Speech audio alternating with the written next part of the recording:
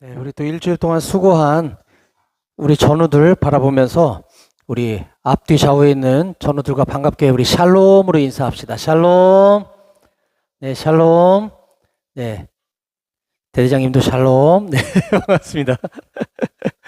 네. 제가 뭐 지난주에 코감기가 좀 와가지고 지난주 한 주간 동안 거의 비몽사몽간에 지낸 것 같은데 이제 거의 끝물인데 아직도 조금 목소리가 여러분들 듣기 거슬림을 좀 양해해 주시기 바라고, 근데 거의 다 나은 것 같으니까 다음 주에는 아주 건강해진 모습으로 다시 여러분들 찾아뵙도록 하겠습니다. 여러분들도 환절기에 감기 걸리지 않도록 좀 각별하게 유의해 주시고 옷 따뜻하게 입고 이렇게 생활했으면 좋겠어요. 자, 지난주에 우리는 마태복음 3장 1절부터 3장 11절부터 17절까지 본문 말씀을 통해서 예수님도 세례 받으셨습니다 라는 제목으로 말씀을 나눴습니다. 예수님도 세례 받으셨습니다. 자, 세례 요한이 성경에 등장해서 우리에게 보여주려고 했던 모습은 결국 세례 요한의 뒤에 오실 이, 즉 예수님을 소개하는 게 목적이었다 하는 것입니다. 세례 요한이 성경에 기록된 목적은 세례 요한의 뒤에 오실 이 예수님을 소개하는 인물이다라는 거예요.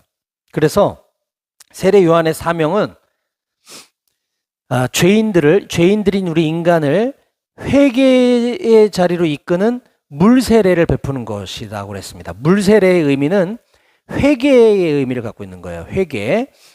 자, 그런데 세례 요한의 뒤에 오시는 예수님은 참세례, 즉 구원과 심판으로 이끄는 불세례, 성령 세례를 베풀어 주는 분이시다. 이렇게 성경이 기록하고 있습니다.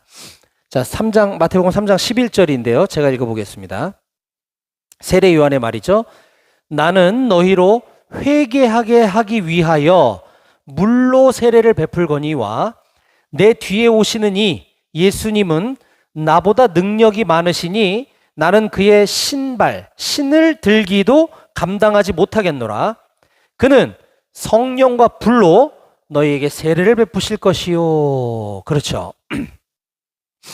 이 말씀을 제가 앞에 설명드린 거예요. 세례 요한의 사명, 회개로 이끄는 인간들을 회개로 이끄는 물 세례를 베푸는 것. 그리고 내 뒤에 오시는 예수님께서는 참된 구원과 심판으로 이끄는 성령 세례, 불 세례를 베푸시는 분이라는 것입니다. 자, 성령과 불, 이것은 모두 다 하나님의 임재를 나타내는 거예요. 성령 하나님은 지금도 살아계신 삼위일체 하나님 중에 한 분이시죠. 성부, 성자, 성령. 성부 하나님은 저 먼 곳 어딘가에 계세요. 그리고 우리가 눈으로 볼 수 없는 분이시죠. 성자 하나님은 우리가 볼 수 있도록 인간의 모습으로 2000여 년 전에 이 땅에 오신 하나님이세요. 근데 지금은 안 계시죠. 십자가에 죽으시고 부활하셨다가 하늘로 올라가셨기 때문에 지금은 또다시 우리가 하나님을 볼 수도 만질 수도 없는 시대에 살고 있단 말이에요. 그렇지만 그렇기 때문에 하나님께서는 우리가 느낄 수 있도록 바람이 임의로 불매, 바람이 부는 것을 보면 나뭇가지가 흔들리는 모습을 보고 바람이 지금 이렇게 동쪽에서 서쪽으로 부는구나 알 수 있듯이 하나님이 우리와 함께 하신다는 것을 우리가 느끼고 깨달을 수 있게 하게끔 성령 하나님, 영이신 하나님을 보내주셨단 말이죠. 그 성령 하나님은 결국 하나님이 지금 나와 함께 하시는구나 라는 걸 우리가 깨닫게 해주기 때문에 하나님의 임재, 함께 하고 계시는 것을 나타내는 거예요. 불도 마찬가지입니다. 불은 정결케 하시는 하나님의 임재를 나타내요. 성경의 불은 심판, 죄를 깨끗게 하고 이렇게 쓰였죠. 그래서 성령은 회복시키시는 하나님의 임재를 나타내는 거라면 불은 정결케 하시는 하나님의 임재를 상징한다. 이렇게 이해하면 됩니다. 자, 그래서 세례 요한의 물 세례를 받고 예수님을 믿는 자들이 예수님을 믿고 따르기 시작하면 예수님께서는 회복과 정결케 하시는 하나님으로서 그들을 변화시켜서 구원에 이를 수 있도록 이끌어 주신다 하는 사실을 꼭 믿으시기 바랍니다. 아멘. 예, 성령 세례, 불세례, 뭐 물세례, 불세례. 이게 좀 쉬운 듯 어려운 듯 하지만 이건 결국 우리의 구원을 설명하고 있는 것이에요. 자, 근데 여기서 중요한 것은 우리가 성령 세례, 불세례 막 이러니까 어디 부흥 집회 같은 데 가서 막 기도받다 막 쓰러지고 막 방언하고 막 이런 거를 떠올리기 쉬운데 이러한 걸 우리가 뭐 성령 체험이라고 얘기하죠. 그게 진짜 성령 체험일 수도 있고 그렇지 않을 수도 있어요. 아무튼 그렇게 눈에 보이는 어떤 현상들을 성령 체험이라고 우리가 할 때에 지금 여기서 말하는 성령 세례는 그런 성령 체험과는 다른 것이다 라고 얘기했습니다. 자, 왜냐? 성령 세례를 받아야 한다 그랬는데 나는 성령 체험한 적이 없는 것 같은데 이러면 우리 구원이 흔들릴 수 있잖아요. 그건 아니다라는 거예요. 그건 상관없어요. 성령 체험 안 받아도 돼요. 자, 그렇지만 그럼 나는 내가 성령 세례 받았는지 어떻게 알 수 있는가? 그렇죠? 자, 예수님을 내 안에 구원자로 믿고 받아들이게 되면 진심으로 내가 예수님을 구원자로 받아들이게 되면 막 예배 드리러 가고 싶고 막 성경이 궁금해지고 막 성경 말씀이 막 읽고 싶고 막 이럴 때가 옵니다. 여러분들 중에 아마 그런 경험한 사람들 많이 있을 거예요. 또는 막 기도가 하고 싶어지고 이런다든지 또는 성경을 읽는데 이게 막 나한테 하는 얘기로 들려. 그래서 막 가슴이 뜨거워지고 뭔가 알 수 없는 감격의 눈물이 막 흐를 때가 있습니다. 성경을 읽다가. 또 기도하다가도 내가 막 하나님께 기도하고 있는데 갑자기 뭔가 마음에 응답 같은 게 느껴질 때가 있어요. 그럴 때도 이게 막 가슴이 뜨거워지는 경험을 여러분들이 아마 하신 분도 있을 거고 대충 무슨 말인지 알 것 같기도 할 거예요. 이게 바로 성령 세례 받은 모습이다라는 것을 꼭 믿으시기 바랍니다. 내가 아직까지 그런 경험이 없다면 하나님께 간절히 구할 필요가 있어요. 왜냐하면 우리가 신앙은 추상이 아니라 이건 실제거든요. 신앙생활은 막연한 게 아니라 굉장히 구체적이고 현실적인 거예요. 그래서 살아계신 하나님과 나와의 소통이 우리가 하나님과 나와 교제하는 것이 믿음 생활이기 때문에 그 경험을 꼭 해보셔야 합니다, 여러분들이. 어디 가서 기도받고 쓰러지는 경험하라는 게 아니라 내가 스스로 말씀과 기도를 통해서 하나님이 지금 내 기도를 듣고 계신다. 내 생각을 지금 알고 계신다라는 것을 느껴봐야 돼요, 여러분들이. 그게 성령 세례다라고 하는 것 여러분들 꼭 명심하시기 바라고요. 자, 이제 드디어 예수님께서는 이제 공생의 사역을 본격적으로 시작하시기 전에 요한에게 물 세례를 받으러 오십니다. 근데 요한의 입장에서는 황당하죠. 아니, 저분이 메시아, 하나님의 아들 예수인데 내가 그분한테 가서 세례를 받아야 되는데 그분이 나한테 세례를 받으러 온다?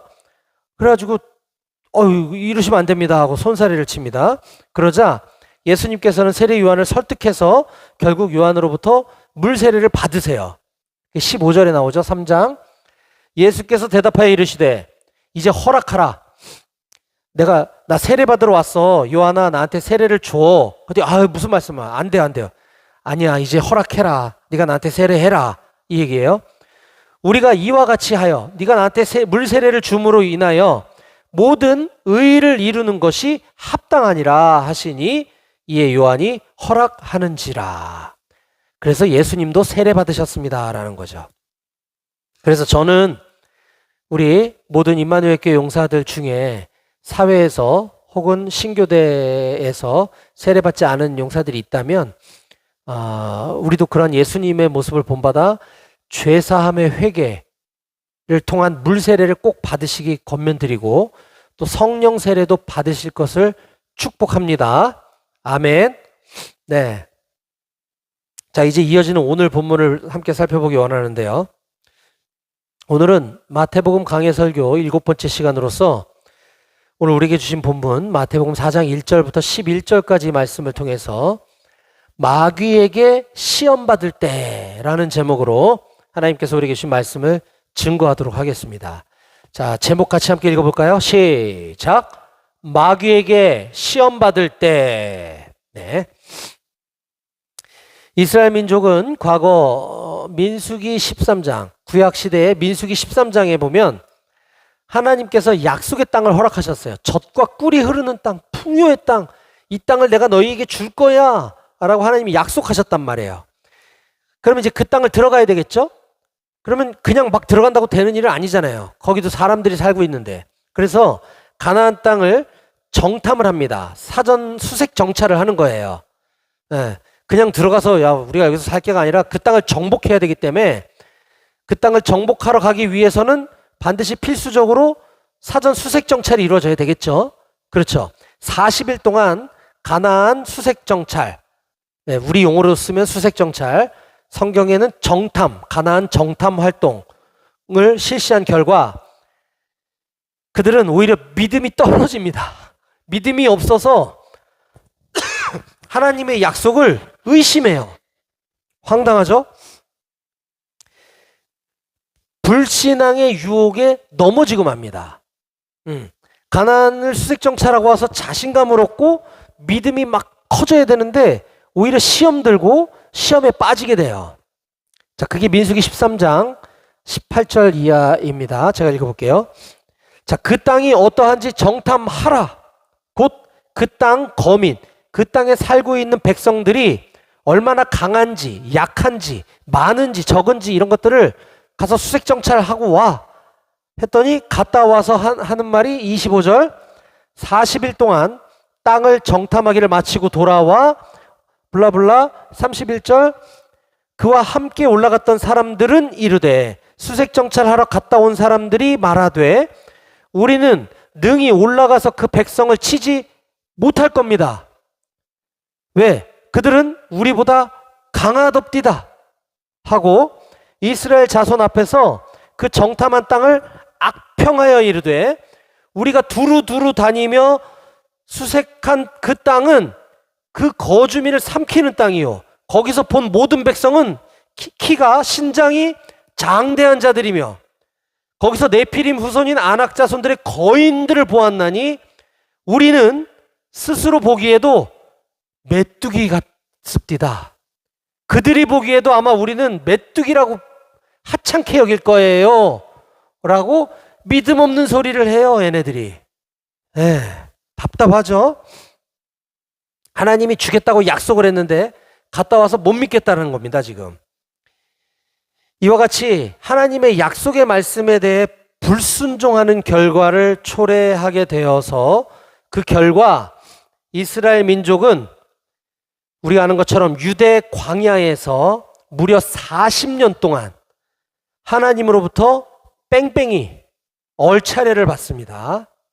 자, 민수기 14장 26절 여호와께서 모세와 아론에게 말씀하여 이르시되 지도자들이에요. 이스라엘의 지도자들 리더십에게 말씀하여 이르시되 나를 원망하는 이 악한 회중에게 이스라엘 민족들에게 내가 어느 때까지 참아야 하겠느냐.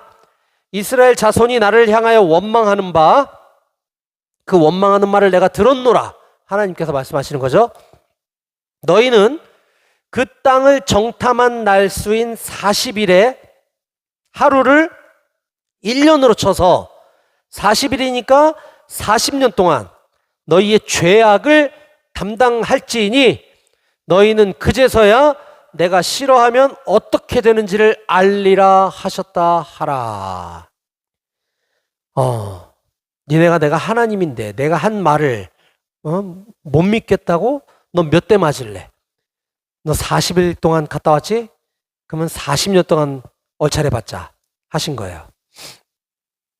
자, 이제 오늘 본문 속 예수님께서는 이렇게 이때 시험에 넘어진 이스라엘 민족을 다시 회복시키시기 위해 예수님께서 친히 다시 한번 시험을 받으러 가시게 됩니다.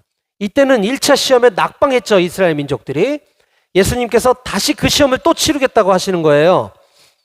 그런데 여러분, 이것은 오늘날에도 우리들도 동일하게 인생 살아가다 보면 여러 가지 시험들을 맞닥뜨리게 됩니다. 이걸 우리는 영적으로 봐야 돼요. 내가 살면서 여러 가지 어려운 문제들이 생기고 힘든 일이 생기는 것은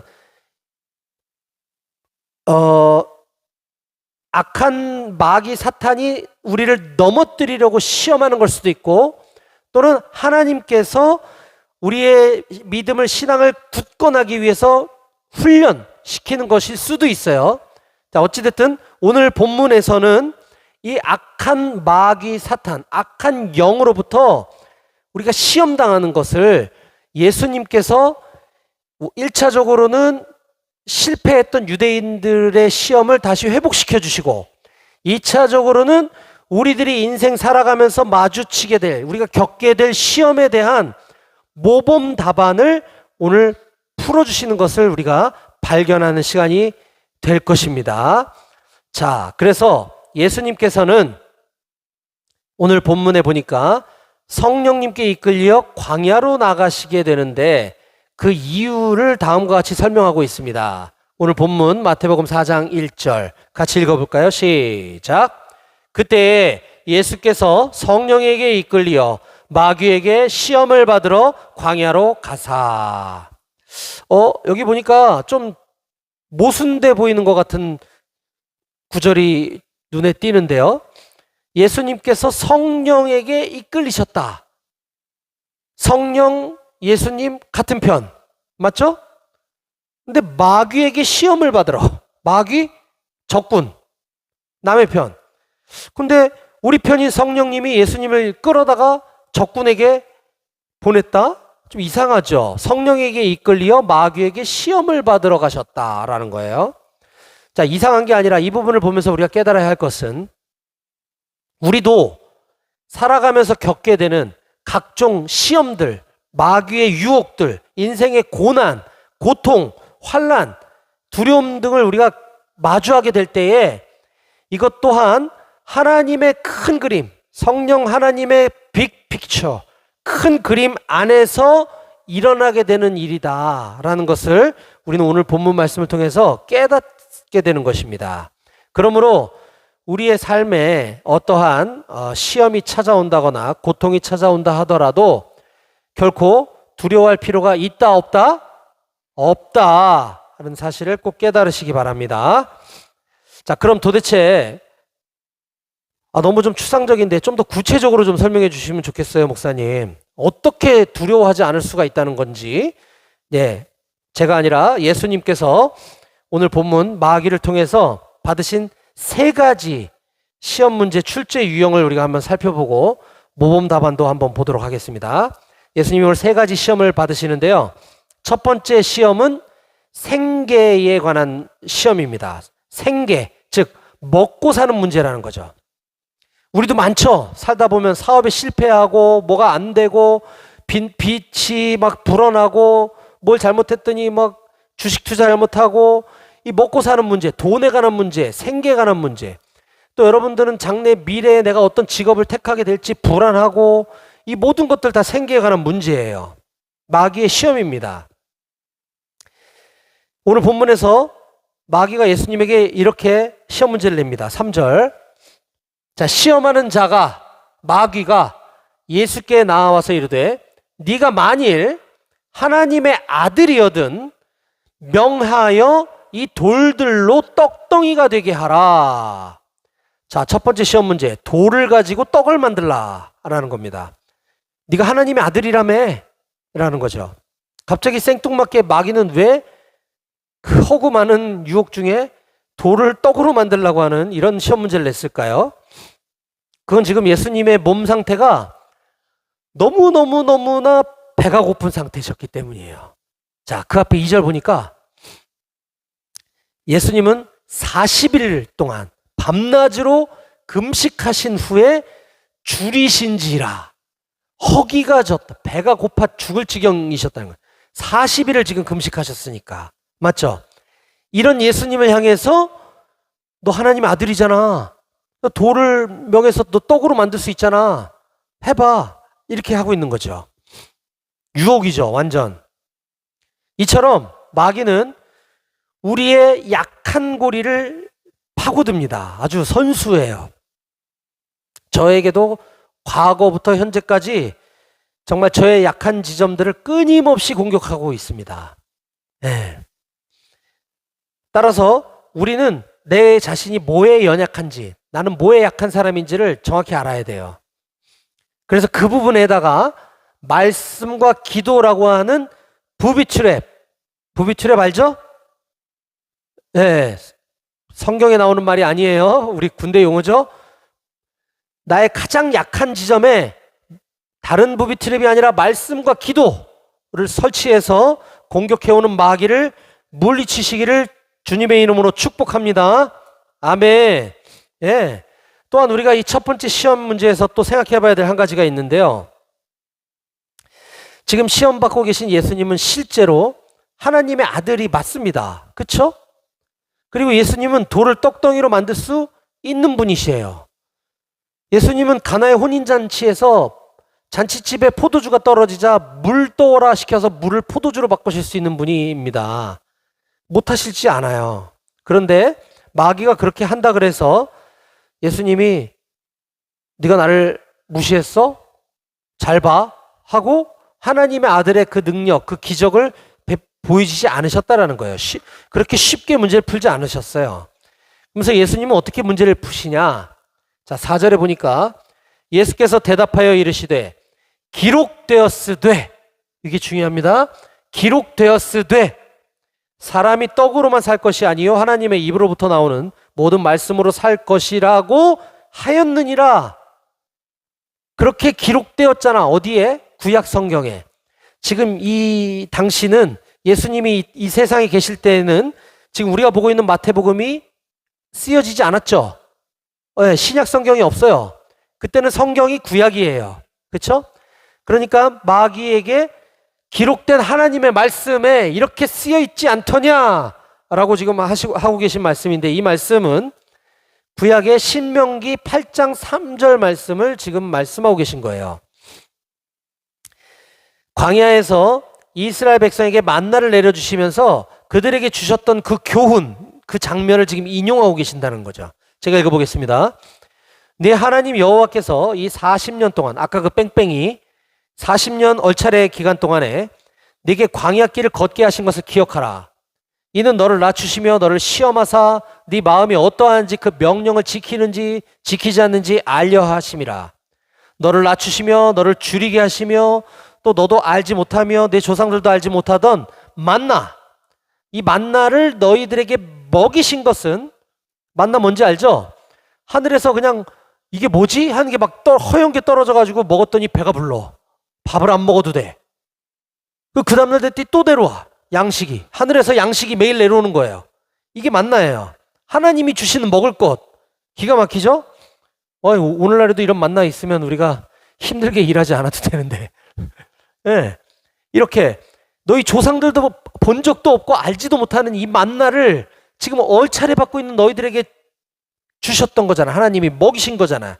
이것은 사람이 떡으로만 사는 것이 아니고 여호와의 입에서 나오는 모든 말씀으로 산다라는 것을 너희가 좀 알았으면 해서 만나를 내려준 거야.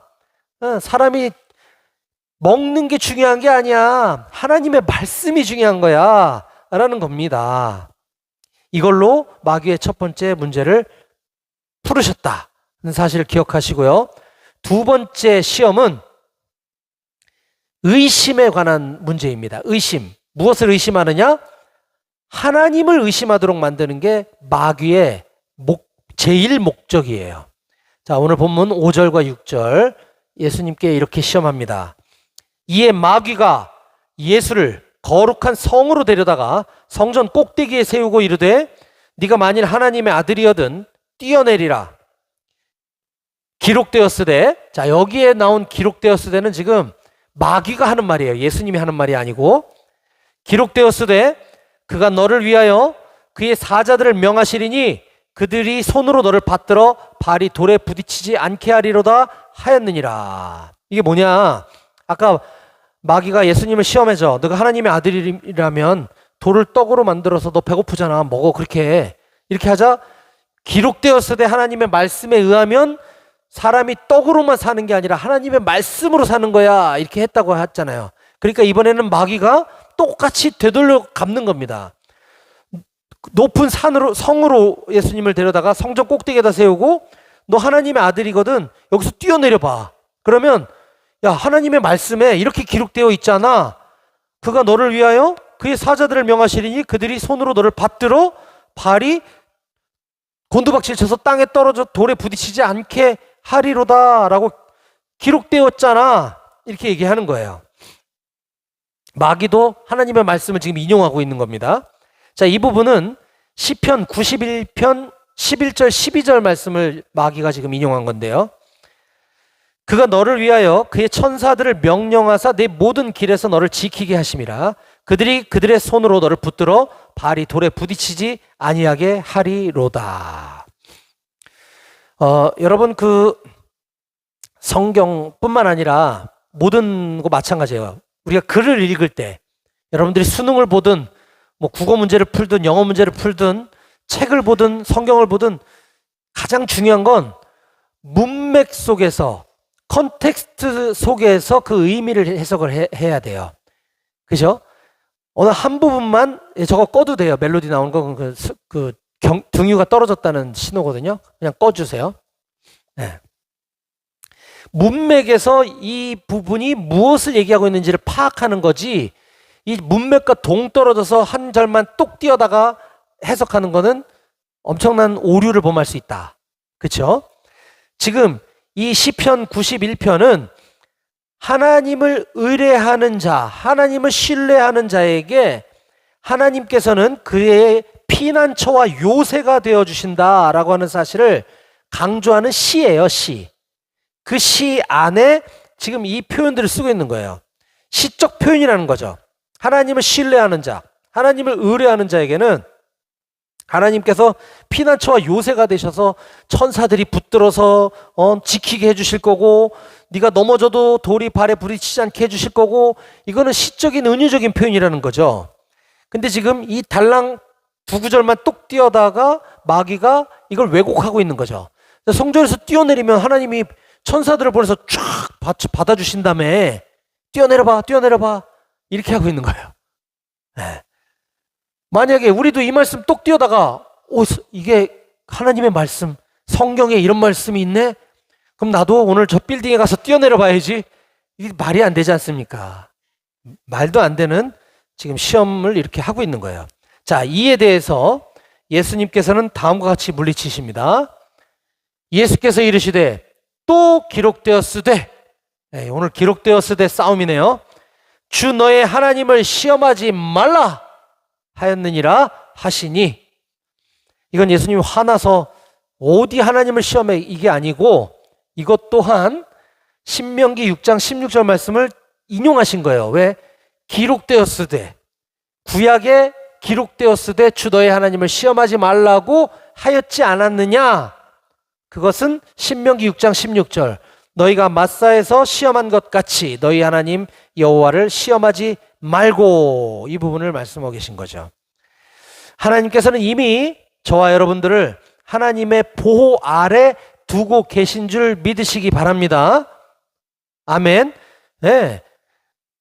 그렇다고 해서 우리가 우리의 요구를 하나님이 들어주시는지 안 들어주시는지 여부로 하나님을 판단할 수는 없는 것입니다. 예, 맞죠? 그렇습니다.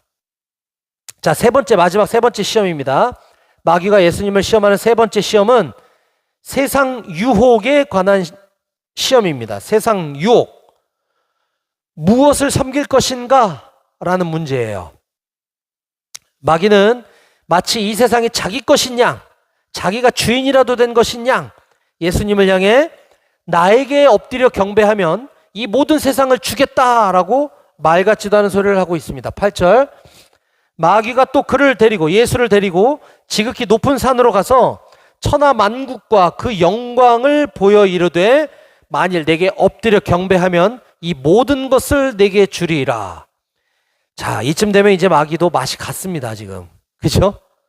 말 같지도 않죠? 예수님한테 2번 얻어맞고 나니까 이제 좀 그로기 상태에 놓였는지 말도 안 되는 이런 말을 짓거릴 때 마귀에게 필요한 건 카운터 펀치뿐이죠. 자, 예수님께서는 마지막으로 강력한 펀치를 마귀에게 날리시고 일방적인 KO 승으로 끝이 나게 됩니다. 자, 어떻게 날리는가 봅시다. 이에 예수께서 말씀하시되 사탄아 물러가라. 기록되었으되, 또 기록되었으되 나오네요.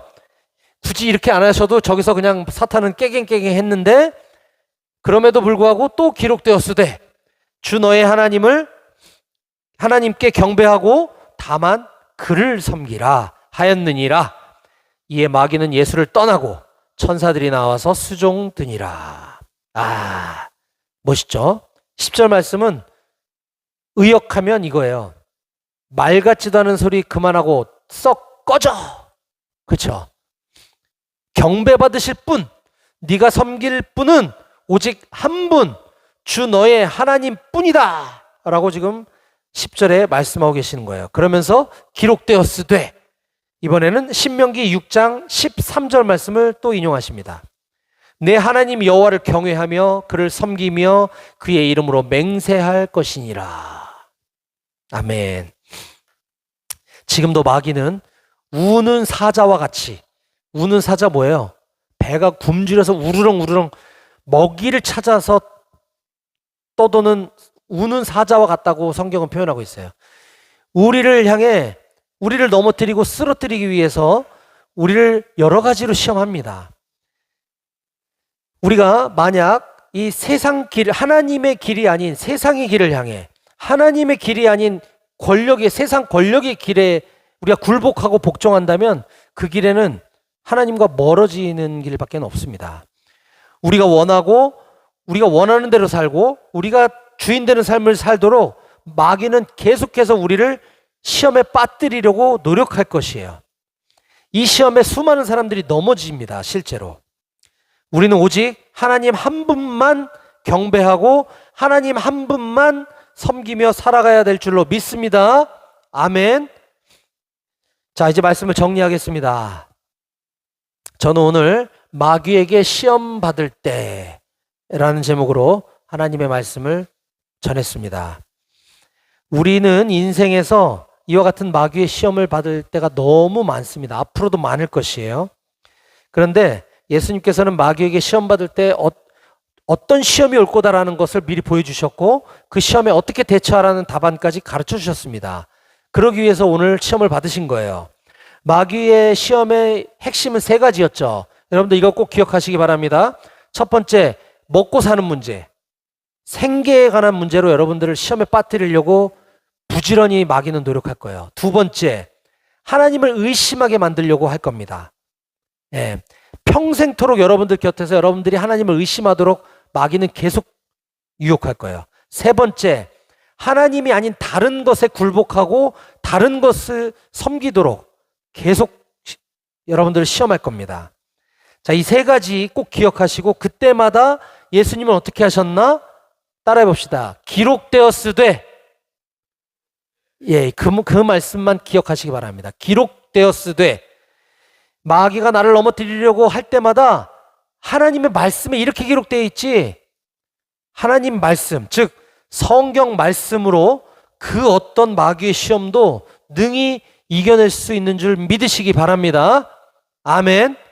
예, 저는 우리 사랑하는 임마누엘 교회 모든 장병들이 인생의 어려운 문제, 마귀의 시험을 당할 때마다 오늘 예수님께서 보여주신 것과 같은 기록된 하나님의 말씀으로, 성경 말씀으로 능히 승리하시기를 주님의 이름으로 간절히 축원합니다. 아멘. 기도하시겠습니다.